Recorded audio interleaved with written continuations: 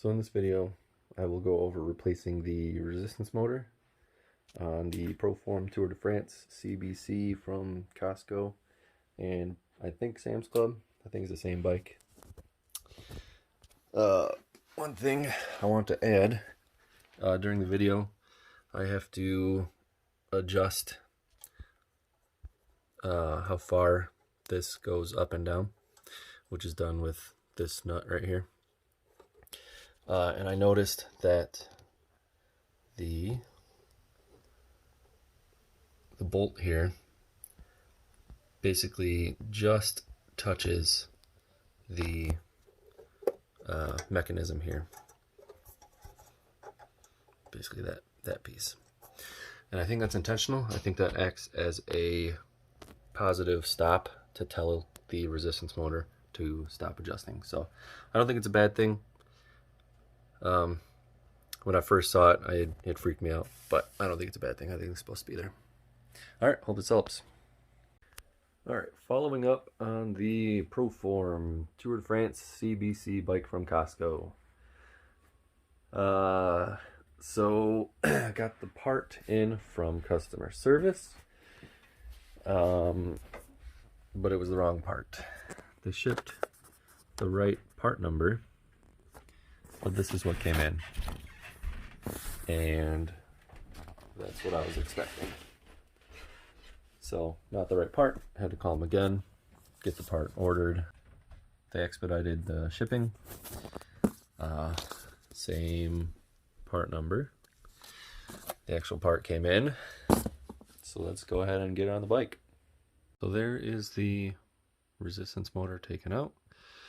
These 4 screws, I took 2 out completely on this side, and then I left the 2 in on that side because these are all slotted. So I kind of just rotated it out. And then this little piece on, sorry, this little piece here, that little hammerhead piece that was in here, right here. So that just slid out. And that's it. So let's get the new motor in. A couple things I'm learning as I'm doing this. I haven't watched any videos, so I'm just learning as I go. So I brought in that pretty much as far up as I could. Stuffed some towels in there so we get more play with this cable. So now I have forced that little hammerhead into that hole.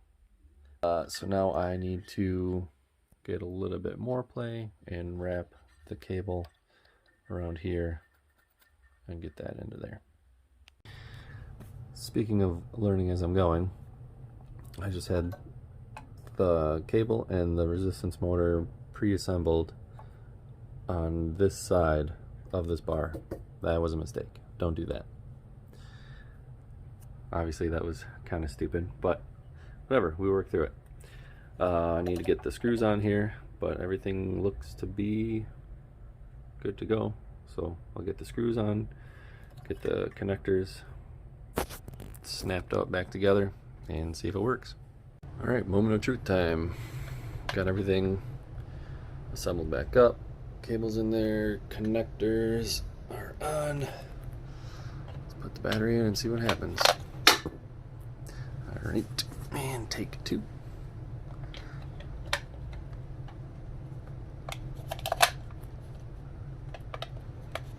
Alright.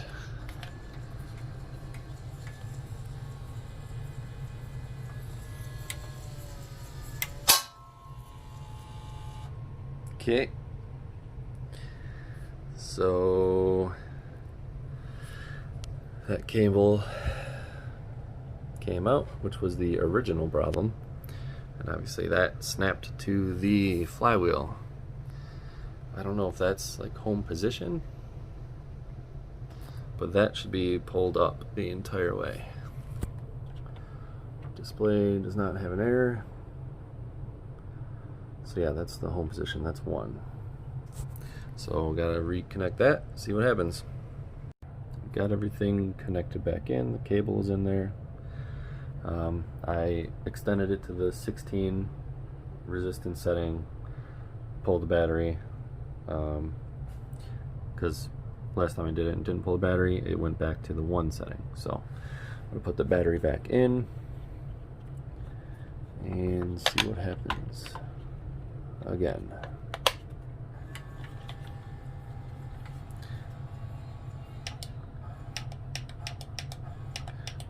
So I'm going to make it 16. So it's extending. And there still should be a gap. That's good.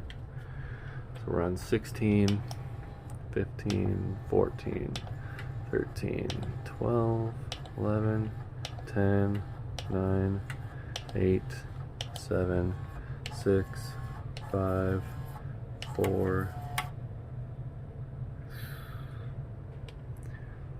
I feel like it should not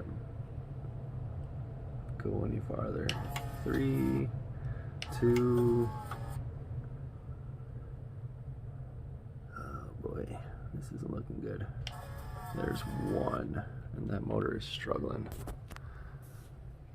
because that cable is wrapped all the way around. So there's a lot of tension on that motor. Okay, I have to look up if there's some recalibrating thing to do, because I feel like that is pulled way too high. But it's working, no more error, so step in the right direction. I think I have it adjusted. So this is 1, resistance 1. Let's go to 16 real quick.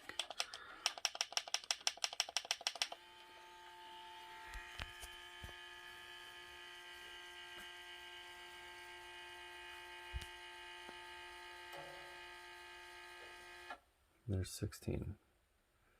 It seems to be pretty much parallel with the flywheel magnets, at least. One thing I did notice is, now if it goes back to 1,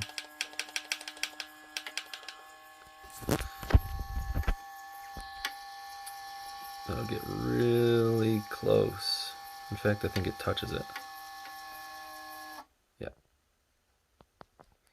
I don't know if it's supposed to.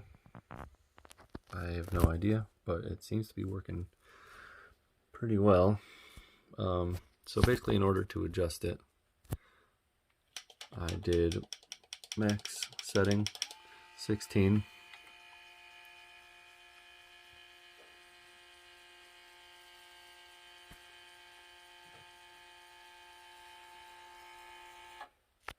And I turned that little nut here counterclockwise, so rotated that way. But in order to do that, you take the tension off a little bit, and then you can easily spin that little nut there. And basically just, you got to mess with that to get the magnets parallel with the flywheel. And then this freaks me out every time. God, it's like right there, touching it.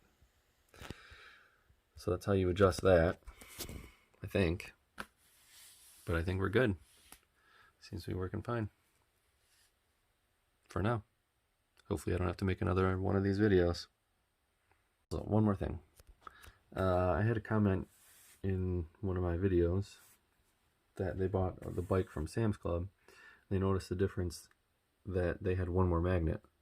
Well, I just watched another video of the guy who bought it from Costco, and he had 1 more magnet right here. So that means my resistance will be lower. So maybe I'll have to adjust it to be closer to the flywheel, but we'll see.